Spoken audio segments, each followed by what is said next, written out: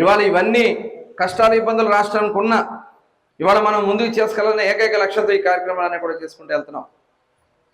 ఇవాళ 5 సంవత్సరాలు ఎక్కడ ఉద్యోగ ఉపాధి లేవు, ఉపాధి పథకాలు లేవు, ఉద్యోగ అవకాశాలు లేవు. ఇవాళ ప్రభుత్వం వచ్చిన వెంటనే మొట్టమొదటిసారిగా చదువుకున్న పిల్లల కోసం 16,800 పోస్టులు డిఎస్సి మెగా డిఎస్సి నవంబర్ నెలలో నిర్వహించుకుని యువతకి ఉద్యోగ అవకాశాలు కల్పించబోతోంది మన రాష్ట్ర ప్రభుత్వం అనే విషయాన్ని కూడా ఈ సందర్భంగా మీకు తెలియజేస్తాను.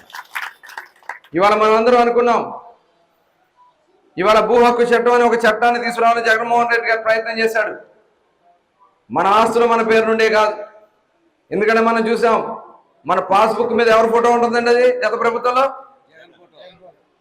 మన ఆస్తి మీద ఆయన ఫోటో ఏంటండి, మన పాస్బుక్ మీద ఆయన ఫోటో ఏంటి?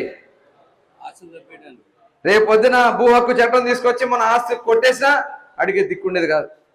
అందుకోసమే పవన్ కళ్యాణ్ గారు చంద్రబాబు నాయుడు గారు ఆ రోజు చెప్పడం జరిగింది, మేము ప్రభుత్వం వచ్చిన వెంటనే మొట్టమొదటి సంతకాన్ని భూ హక్కు చట్టాన్ని రద్దు చేస్తా ఉన్నారు. చెప్పిన ప్రకారం రద్దు చేసి అసెంబ్లీలో పెట్టి తీర్మానం చేసినటువంటి తెలుగుదేశం, జనసేన, భారతీయ జనతా పార్టీ ఒక నీతి నిజాయితీతో పనిచేయాలనే లక్ష్యంతో పనిచేస్తున్నటువంటి ప్రభుత్వం ఎక్కడ పడితే అక్కడ పనికిరాని బ్రాండ్లు పెట్టి దోచుకోవడానికి ప్రయత్నం చేశాడు. గంజాయి, ఇందాక పెద్దలు గోపిచంద్ గారు చెప్పారు, ఏ స్కూల్ పక్కకి వెళ్ళినా గతంలో మిఠాయి దొరికేది, కానీ ఇవాళ గంజాయి పొట్లం దొరుకుతూ ఉంది. ఇవన్నీ కూడా మనం కంట్రోల్ చేసుకోవాలంటే ఒక చక్కటి ప్రభుత్వాన్ని నడపడానికి ఇవాళ స్టార్టింగ్లో ఉన్నాం. తప్పకుండా ఒక విధి విధానాలతో ముందుకెళ్ళడం జరుగుద్ది.